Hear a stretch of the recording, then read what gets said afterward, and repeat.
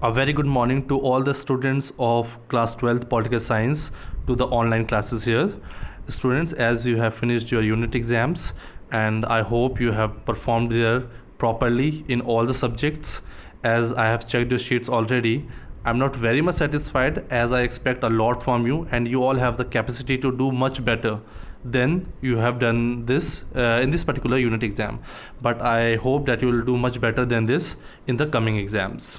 So as you know, we were doing the 9th chapter and we had already finished 3 parts of that chapter. And in the first part of this globalization, I told you about what do we understand by globalization. That is, and with the help of the various examples, I made you understand that what do we understand by the concept of globalization. So reminding you once again, I would like to define you the definition and the meaning once again, and then after that we shall start our chapter number 9, that is part number 4, and the topic will be India and globalization. So let's revise what do we understand by the globalization first, then we will do what do we have the relationship of globalization with India. So globalization is a process of integration of economy of country with the economies of other countries, as I already told you. So it is already about the integration of the economy worldwide. Okay, it involves free flow. If we tell about what do we mean by globalization, of course it is the integration of economy, but fundamentally what it consists of flows. And what are those flows? Flows of trade, capital, ideas and culture. So globalization, we will also say, is a multi-dimensional concept. Why it is a multi-dimensional concept? Because with a single narrow meaning we can understand what is globalization, and it has multi-dimensions and different meanings. If we see it, it has political, multidimensional, it has economic and cultural consequences. So if we see the consequences, it has political consequence, economic consequence and cultural consequence of globalization on all the society all around the world. I'm not talking only about India. In this topic we shall be reading about India, but generally I was telling you that it is a multidimensional concept and it has political, economic and cultural consequences. I also told you some of the important causes or the reasons of globalization. I also told you some positive and negative impact of globalization. Then later in the second part we had studied in detail about political consequences and both positive and negative impact of political consequences. Then we had studied economic and cultural consequences, and again both positive and negative impact of these. Okay, so today we shall be taking up our part number 4 of chapter number 9, that is India and globalization. And this will be a very important topic for you, because during the exams and in the board exams also I have seen that most of the questions from this chapter are only related to India. They will ask you globalization and its relationship with India, or the positive and negative advantages or disadvantages of globalization in India. Such will be the questions. So you need to understand, as you have understood the concept of globalization, so in relation to India we will try to understand it. So starting here, we said earlier that globalization has occurred in earlier period in history in different parts of the world. As in this chapter we have already read that this globalization, this concept is not new to the world. This has been from the ancient time, but its meaning and its influence has increased in this contemporary world. So what does this globalization mean? It means from the very ancient time, flows regarding capital, commodities, ideas and people go back to several centuries. These flows are not new to the society or Indian society. Now here we are talking about only India. So this flow of capital, commodities or trade from one place to another, people migrating and traveling for trade from one place to another is not new concept. This has been from ancient time in Indian history. As in class 6th, 7th, 8th in ancient Indian history, medieval history and modern history, you must have already read it. Various kingdoms and various wars related and various foreign travelers, all this has been examples of globalization, which you have already read in junior classes. But here we will take it in detail. So here we will mention that we will not take the ancient period, but we will take the colonial period. This colonial period is when we were a colony and we were subjugated by the Britishers. So we were under the control of the British. Okay, So we are talking about that particular period. So during the colonial period, as a consequence of Britain's imperial ambition, India became an exporter of primary goods and raw material. This is important. When we were a colony under Britishers, they were ruling on us. So what were the works? Mainly we were like exporters. What we used to export? Primary goods or raw materials. All the materials which were used to make finished goods, as industrialization was going on in Europe. So most of the raw materials and primary goods were exported from India to to Europe or to Britain, and from there finished goods in the form of consumer finished goods came to India market after independence. But what happened after the independence? This is a story when we were the colony. But after 1947, when we got the independence, okay, complete independence from British rule, what happened? After independence, because of this experience with the British, we decided to make things ourselves. So with the experience which we shared and we learned from the British, after that we decided as a country, as a independent country, sovereign country, that all the production will be done within our country. We will not export anything, we will not import anything from the outside world. In the sense, we are saying we had closed our economy, we had closed all the doors to our country. I think we were so suspicious, or we had so hard earned independence that we did not wanted to connect to the outside world. So in that case, we decided to make things or consumer goods or every type of goods ourselves rather than relying on others. We did not wanted to rely on the other outside world or exports. We also decided not to allow others to export to us, or to our producers could learn to make things. So we did not wanted to export anything or import anything. We wanted our own producers who were in our country to learn things, various products. This so we can say this was called protectionism. We were giving protection against its own problems. While some advances were made in certain areas, critical sectors such as, so with this strategy of closing the doors of economy or the country and not allowing the outside world to enter our country, there were some arenas where it was benefited, but most of the important sectors like related to health, housing, primary education did not receive attention they deserved. So there was no growth, no development in the fields of health, housing or primary education. India had a fairly sluggish, so the rate of economic growth after the independence was sluggish. Rate means very slow. There was not improvement or the rate of increase as it should have been of a developing country, because we were so we had closed our economy and we were very much protective towards the foreign policies. So we did not wanted import and exports. So that's why there was a very slow of economic growth. This one will be very much so, as the rate of economic growth was very slow, sluggish, because of the strategy which Indians was following after the independence period. Finally, this date you have to remember, in 1991, responding to the financial crisis, there were a lot of economic and financial crisis all around our country, and to desire for higher rates, but there was a desire of Indians that we should have a higher economic growth rate so that India can be a good developing country in all the sectors. So India embarked on a program of economic reforms. So India made some economic reforms. As I told you, India has a closed economy in which we did not allow any foreign country or developed countries to invest in our country or to trade with our country or make imports to our country or exports with other countries. So we had a closed economy. But after 1991, because of the financial crisis, we had reformed our economic we had some economic reforms in 1991. And what were those economic reforms? You remember them? LPG. This is liberalization, privatization and globalization.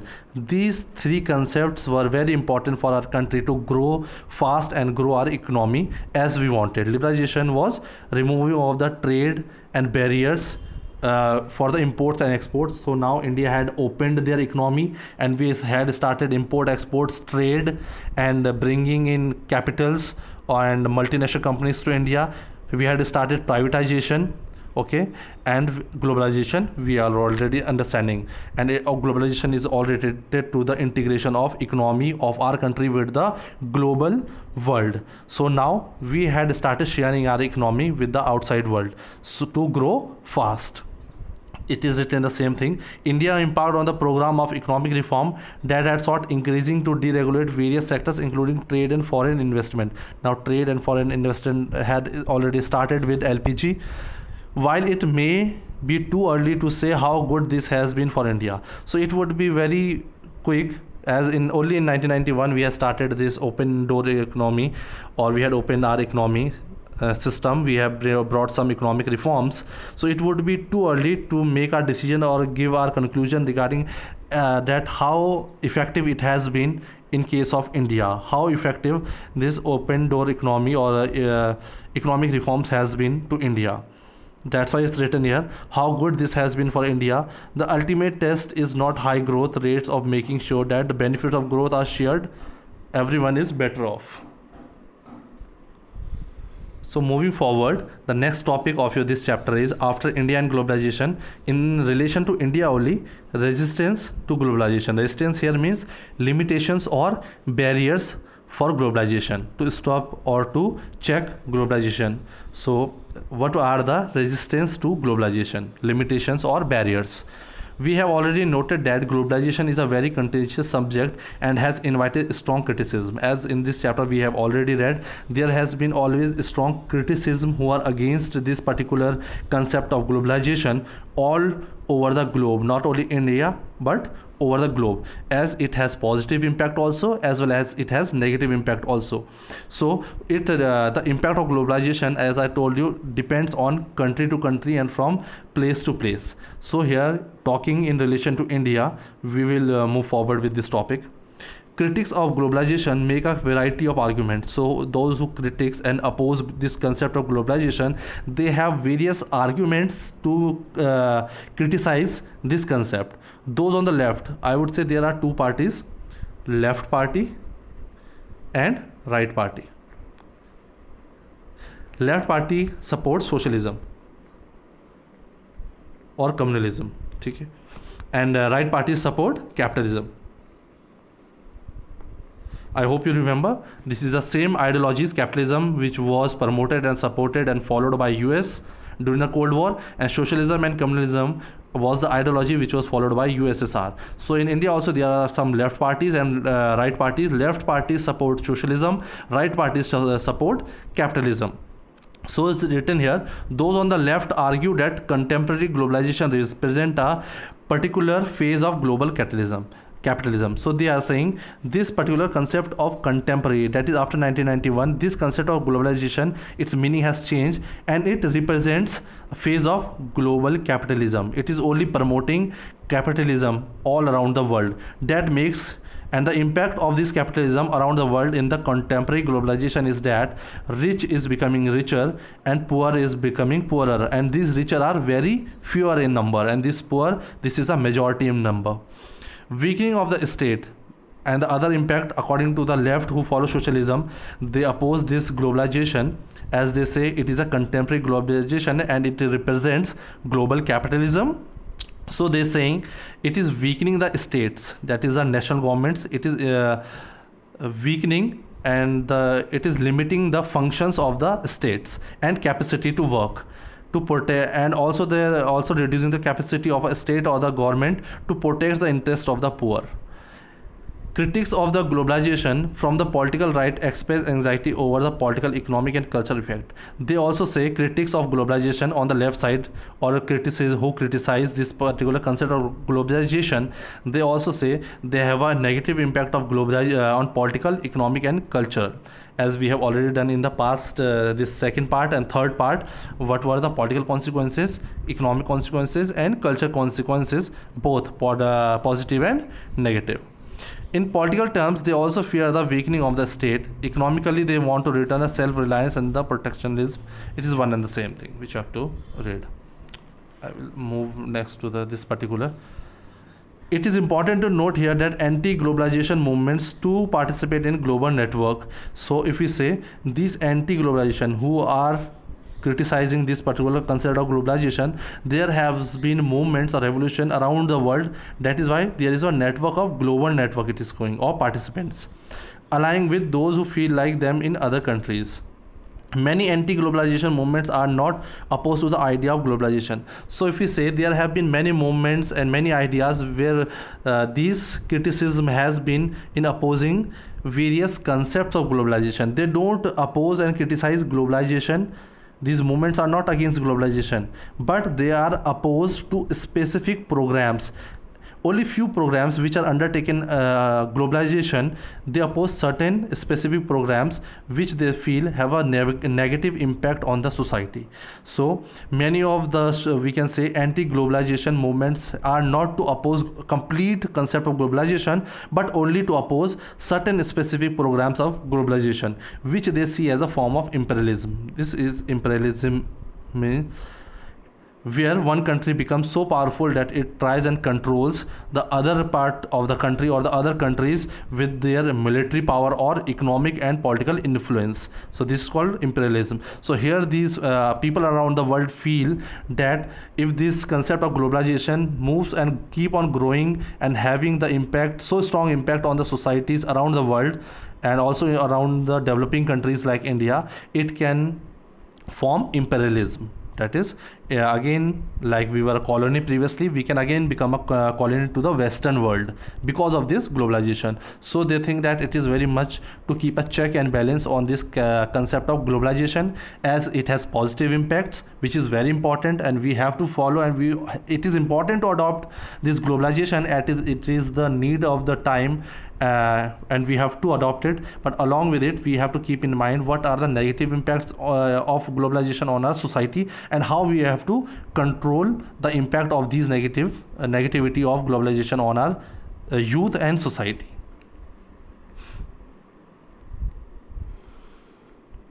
Now moving here, in 1999, this is a date, at the World Trade Organization, WTO, you already know, ministerial meeting, there were widespread. So there was a meeting in WTO, and there were protests as Satele allying unfair trading practices. So there was a protest under the meeting of WTO, and what was the reason for the protest? Trading practices, unfair, inequality in the trading practices by the economically powerful. All the economically and industrialized powerful developed countries were very unfair towards the developing countries, as it was argued that the interests of the developing world, the developing countries, were not given sufficient importance. So here the developing world or the developing countries were not given the importance, and all the benefits were given to the well developed or the most industrialized economically powerful states. So there was a debate and protest against this activity in the evolving global economic system. So next is here the World Social Forum. You must know the full form of WSF, World Social Forum. What is the work of this social forum? It is another global platform. Global world means where all the countries have a platform to meet and discuss the various impacts of globalization or other liberalization or privatization, or any problems related to the global issues can be discussed over here, which brings together. So this global platform, that is World Social Forum, it brings together all the coalition of composed of human rights people who are working for the human rights activists, environment people related to environment, laborers, youth, women activists. So all these people and different they have different functions, different sectors, but they have a common platform where they can come and make coalition to solve the problems around the world, and this comes under World Social Forum.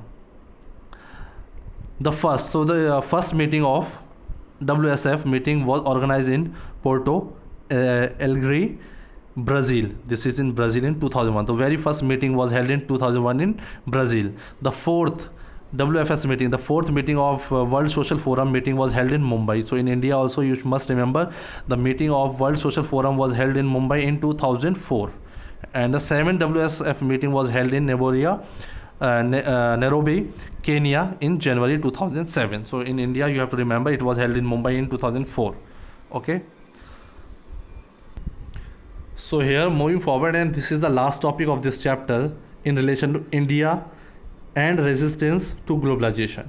Okay, resistance I have already told you, limitations or stopping globalization. Okay, resistance. So What has been India's experience in resisting globalization? This is a question to you. Social movements, so they are giving the answer also. Social movements play a role in helping people make sense of the world. So social movements have played a very important role in maintaining resistance to globalization.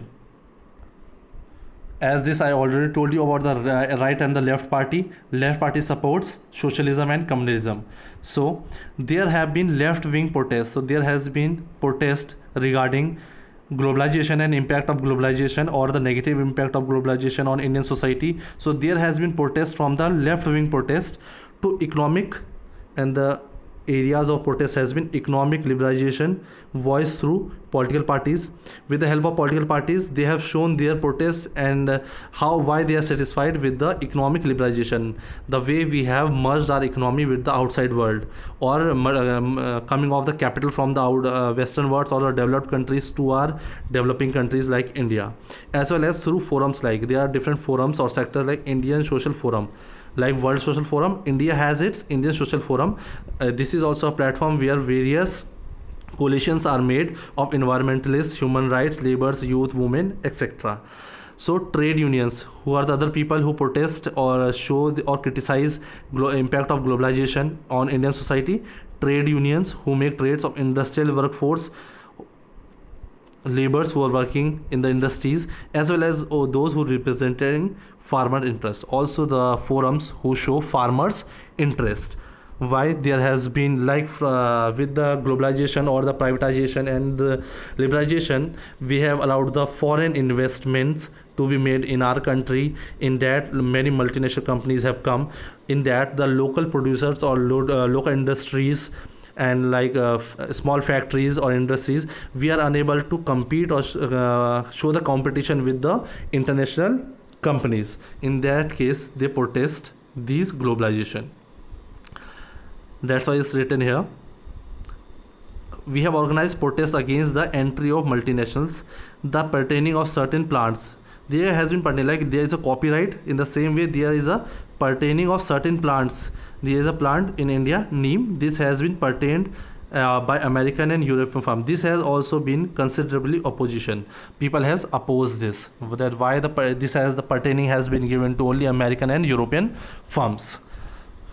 Resistance to globalization has also come from a political right. So from the right party also, a protest. It is not only the left wing which is showing his resistance or the opposition against globalization. There are some things which right parties are also opposing of the globalization. This can take form of objecting particularly to various culture, but it is only related to cultural influence. These are the influence which we are having in our society from the Western world, the culture which we have adopted, and we think this is the fashion and we are following it. As a youth, as a young student, you must be very much aware of the ranging from availability of foreign TV channels. There are many foreign TV channels which many of the youths are watching, and they like watching these foreign TV channels. So here these parties, right parties, want to oppose it. Okay. Celebration of Valentine's Day, you must be very much aware about this particular concept. So this is also a concept which has been adopted in the Indian society from the Western world. Okay. And the westernization of the dresses, if we talk about the dresses, about the food habits, this all has been copied by the Indian youths in the society, and it has some negative impact also on our society, as we have started ignoring our own culture and importance of our culture. So these all are the impact of or the globalization on Indian society. With this, we come to the end of this chapter, and in the next part we shall start the next book, which is your next part. Okay, till then, thank you.